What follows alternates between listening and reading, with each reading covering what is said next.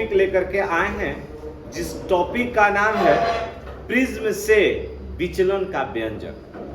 Prism से विचलन का व्यंजक। अब इस टॉपिक में हम लोग देखेंगे इस व्यंजक के माध्यम से होता क्या है। सबसे पहले इस एक हम लोग प्रिज्म का फिगर लेंगे। किसका फिगर लेंगे? ला। ये क्या है? हमने क्या काम किया, इस प्रिज्म का एक एंगल रखा जिसको हमने क्या बोला? ए। एक कोई किरण है जिस किरण का नाम है कौन चीज? P Q. समझ गए? पी क्यू एक किरण मतलब सघन माध्यम से आ रही है, विरल माध्यम से आ रही है। किसमें प्रवेश कर रही है? क्योंकि ये जो प्रिज्म जो बना होता है वह कांच के पदार्थ का बना होता है। किस चीज का बना होता है? अब जैसा ही अगर ये पार सुनिए कि जब अगर सुनिए कोई स्रोत से आ रही प्रकाश की किरण अगर प्रिज्म में प्रवेश करती है तो प्रकाश के अपवर्तन की घटना कहती है कि जब कोई किरण अगर विरल माध्यम से विरल माध्यम से सघन माध्यम में प्रवेश करती है तो वह अभिलंब की ओर क्या हो जाता है? झुक जाता है। और अब जब ये प्रकाश सुनिए कांच में जब चलेगा और जैसे ही बाहर निकलेगा तो वह अभिलंब से क्या होगा? दूर भागेगा। अभिलंब से क्या होगा? अब एक चीज और एकरा में ध्यान से समझिएगा ना, यहां पर हमने एक अभिलंब डाला है। क्या डाला है बबुआ? अभिलंब। इसको हम अभिलंब बोलेंगे। ये जो हमारा अभिलंब है यहां है। समझ गए ना? चलिए दूसरा का इसमें हमने यहां पर एक अभिलंब डाला है।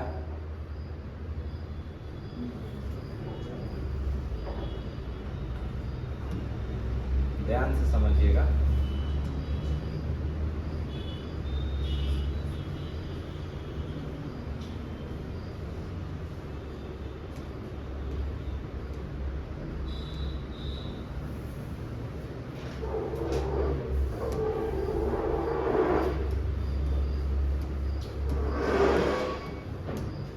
हमने इसको यहां से लंब डाल दिया ना। अच्छा, जब यहां पर ध्यान से समझिएगा, आप लोगों को हमने बताया था कि जहां पर अगर मान लेते हैं कि किरण आती है और जहां प्रवेश करती है वहां पर कौन सा कोण बनाती है? आपतन कोण हमने आई रखा। यहां पर हमने एक कोण डाल दिया। ध्यान से देखिएगा ना, इस कोण को हमने अपवर्तन कोण रखा जिसका नाम क्या हुआ? R1। और इसको हमने क्या रखा? यहां ये किरण बाहर की ओर निकल रही है जिसको हमने क्या रख लिया? ई। क्या रखा? ई क्या है? निर्गत कोण। ई क्या है? अच्छा, अब यहां पर एक चीज आप लोग ध्यान से समझिएगा ना,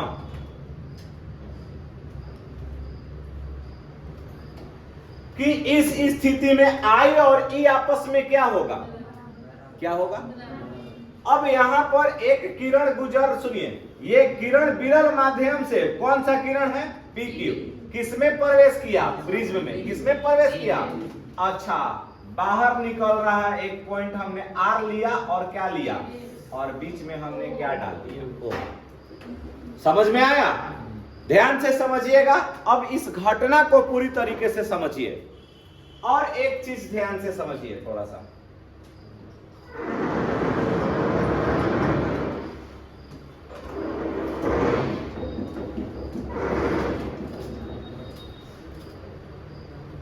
ये वाला जो किरण है ना, जाना कहां था?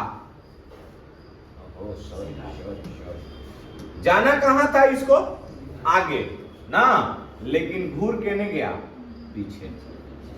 अब जब इस दोनों को हम पीछे की ओर बढ़ाते हैं, ध्यान से समझिएगा,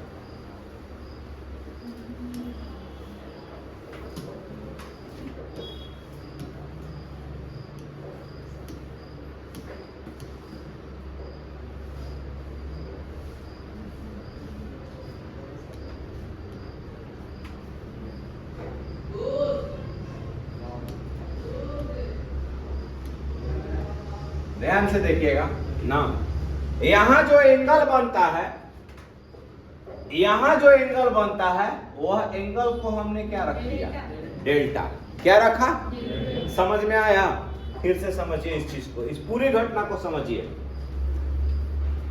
एक हमने प्रिज्म लिया, क्या लिया, ध्यान से समझिएगा इस फिगर में। एक हमने प्रिज्म लिया और उस प्रिज्म से एक पीक्यू किरण विरल माध्यम से आ रही है। किस माध्यम से आ रही है? अच्छा, आप प्रिज्म किस चीज का है? कांच का। किस चीज का है? आज जैसे ही ये प्रकाश की किरणें किस में प्रवेश करती है? प्रिज्म में। तो जब प्रिज्म में प्रवेश करती है तो अब यहां पर क्या होता है, ध्यान से समझिएगा कि विरल माध्यम से जैसे ही सघन माध्यम में जाएगा तो वह अपना क्या हो रहा है, वह दिशा मोड़ ले रहा है, वह अभिलंब की ओर क्या हो जा रहा है, झुक जा रहा है। क्या हो रहा है? अभिलंब की ओर। क्योंकि घटना कहता है कि जब कोई किरण अगर मान लेते हैं कि विरल माध्यम से सघन माध्यम में प्रवेश करती है तो वह अभिलंब से क्या हो जाती है, जो अभिलंब की ओर झुक जाती है। लेकिन जैसे ही ना वह सघन माध्यम से विरल माध्यम में जाती है तो वह अभिलंब से क्या होता है। अब बताओ तनी ना, तो हई वाला जो माध्यम है प्रिज्म का जो माध्यम हुआ वह सघन हुआ और यहाँ पे किरण बाहर निकल रही है। जब किरण बाहर निकलेगी तो उस चीज को हम लोग कौन सा माध्यम बोलेंगे, विरल। क्या बोलिएगा? यहाँ विरल से कौन में गई और सघन से फिर क्या हो रही है। तो जब जो सुनिए इस कोण को बोलेंगे आपतन कोण, जिसका मान हमने क्या रखा, क्योंकि यहाँ पर किरण प्रवेश कर रही है। इसके साथ हमने अपवर्तन कोण कितना रखा है, R1। इसका सुनिए, यहां से किरण बाहर निकल रही है तो जब बाहर निकलेगी तो हमने यहां पर निर्गत कोण रखा है। क्या रखा है? अब I और E दोनों आपस में क्या होगा, मतलब I बराबर हम लोग क्या लिख लेंगे, I और E आपस में क्या होगा। अब एक चीज यहां पर समझिएगा कि जब प्रकाश, सुनिए, ये प्रकाश जो PQ है, किरण PQ है, जा कहां रहा था, सीधा है ना, लेकिन यह अभिलंब की ओर क्या हो गया, मुड़ गया। अब इसका डायरेक्शन ये है और इसी निर्गत किरण को जब पीछे की ओर बढ़ाइएगा तो जब दो रेखा एक दूसरे को काटती है तो वहां पर एक विचलन का निर्माण होता है, जिसको हमने क्या रखा है, डेल्टा। क्या रखा है? अब एकरा में इस डेल्टा का मान क्या होगा ना, इसको हम लोग फाइंड करेंगे। क्या करेंगे? फाइंड। कोई दिक्कत है? उतारिए इस फिगर को। चलिए अभी हम यहां पर देखेंगे ना, अब इसका विचलन के लिए नियम कहता है कि क्या, ध्यान से समझिए, ये प्रिज्म है। क्या है भैया जी? अच्छा बताओ, इसमें प्रिज्म में हम लोग जानते हैं कि प्रकाश का अपवर्तन कितना बार होता है, 2 बार। आगे इस चीज को बढ़ाते हैं ना, कहता है कि प्रिज्म में अपवर्तन कितना बार होता है, 1 बार पॉइंट Q पर हो रहा है और 1 बार पॉइंट कहां पर हो रहा है। किसी को आपत्ति है?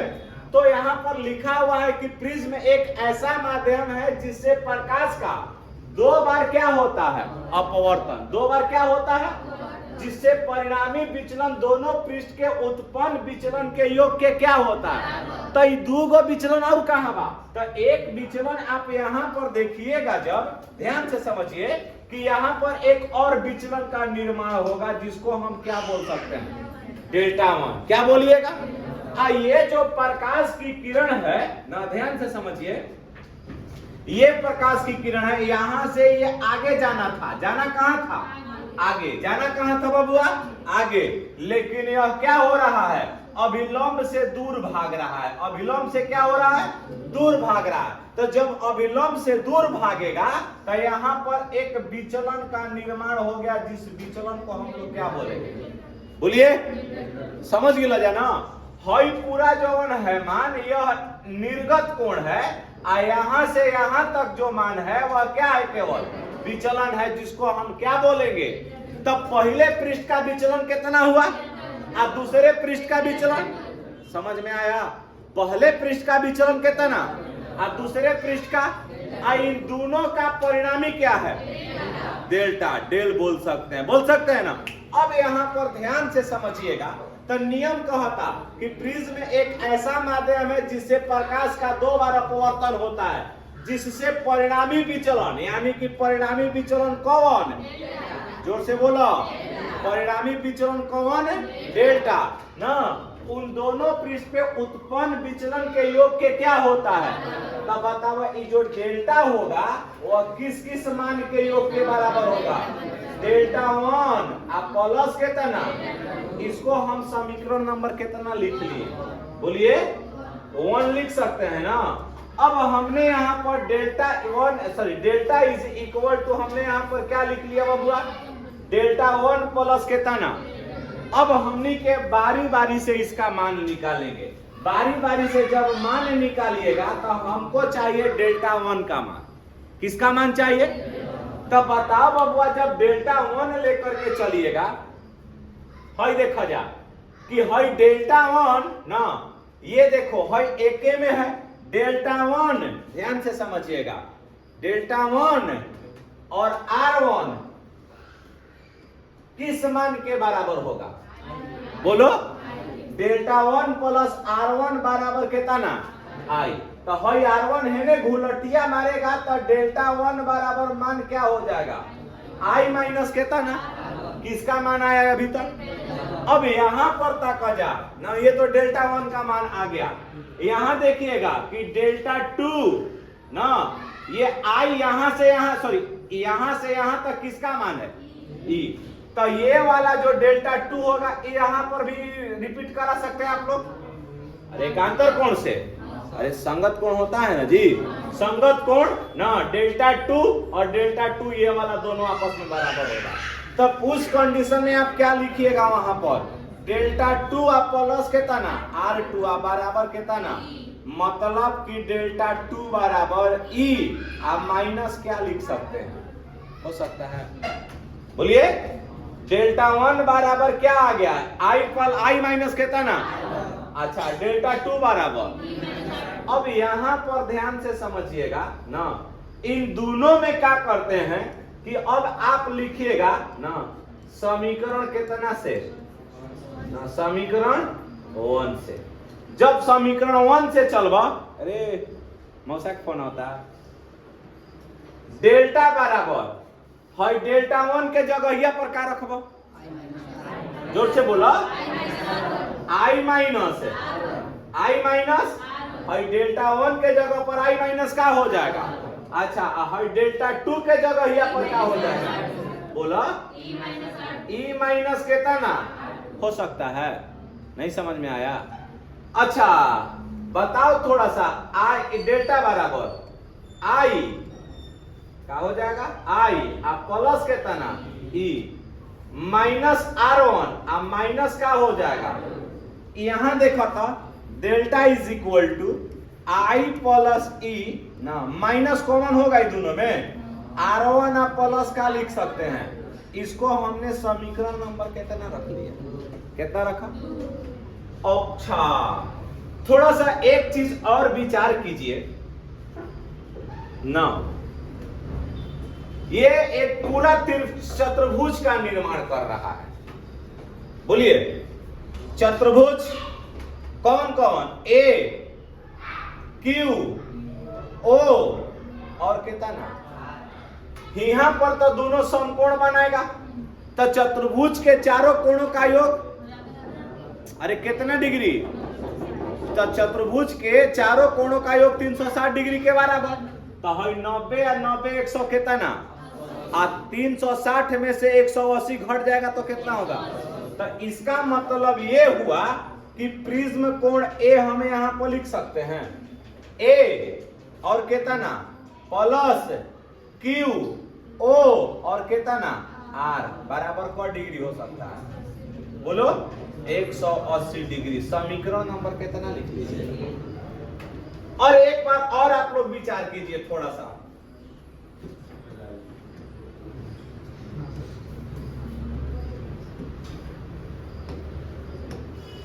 ना, थोड़ा सा देखिएगा। क्या यहां एक त्रिभुज का निर्माण हो रहा है? त्रिभुज क्यू ओ और कितना में? तब बताओ बबुआ कि त्रिभुज के तीनों कोणों का मान कितना होता है? हमारा अब R1 और R2 के ना मान चाहिए, निकालो देखो कैसे। तो अब थोड़ा सा देखिएगा कि क्यू ओ आर जब त्रिभुज का एक निर्माण कर रहा है तो इस कंडीशन में जो हमारा मान होगा वो क्या हो जाएगा बताओ थोड़ा सा देखा जाए ना कि एंगल क्यू लिख सकते हो, शॉर्टकट में भी लिख सकते हैं, या जब इसको लॉन्ग कट में लिखबो तो कोण क्या लिखबो जा आर क्यू और कितना O plus Q O R plus O R और कितना क्यू आई तीनों त्रिभुज का मान कितना हो जाएगा जोर से बोलिए पक्का ना।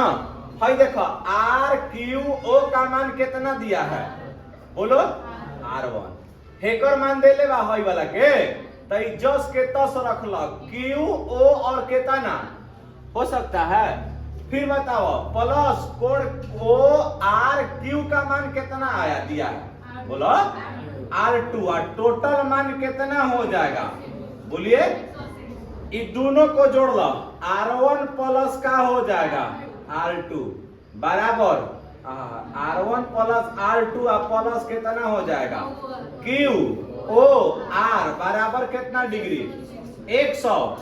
क्या हम इसको समीकरण नंबर कितना कह लिए 4 न हो 3 तक कह ले भाई ना। अच्छा इसको हम लोग समीकरण नंबर 4 रख लिया, इसको समीकरण नंबर क्या रख लिया 4। विचार कीजिएगा थोड़ा सा यहां पर, अब ज्यादा कुछ भी नहीं। क्या हम लोग इस समीकरण 4 को समीकरण 3 के साथ तुलना कर सकते हैं? तो लिखिएगा देवता जी ना कि समीकरण 3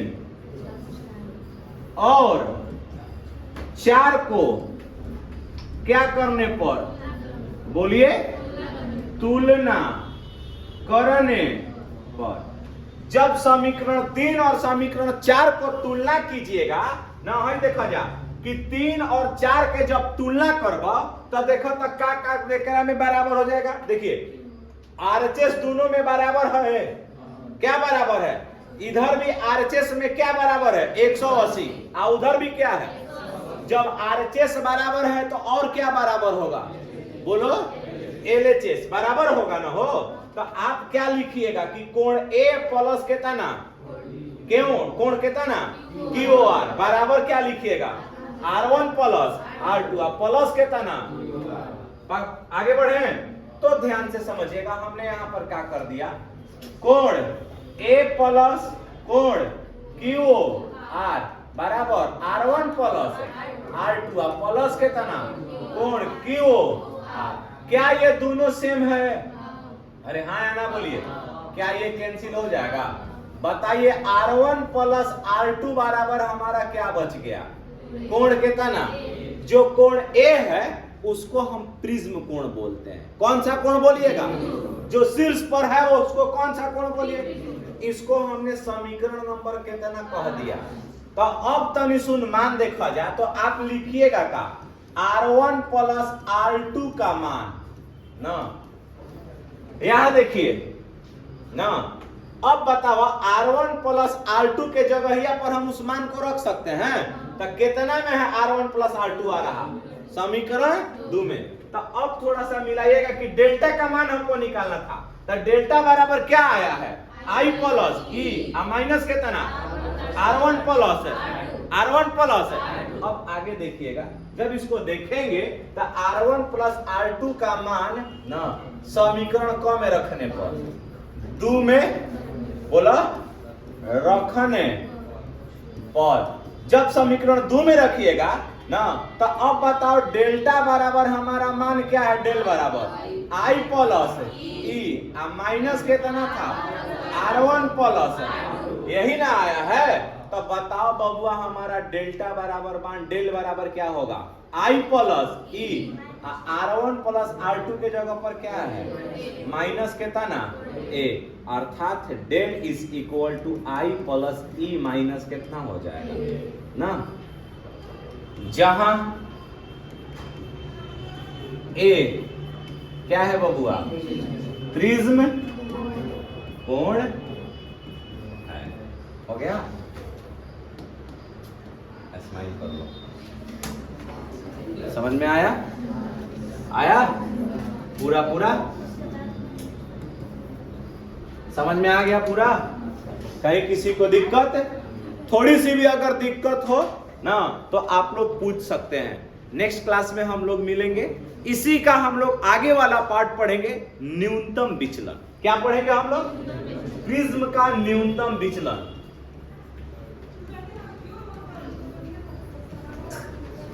न्यूनतम, बहुत ही बेहतरीन टॉपिक है आपके बोर्ड के लिए।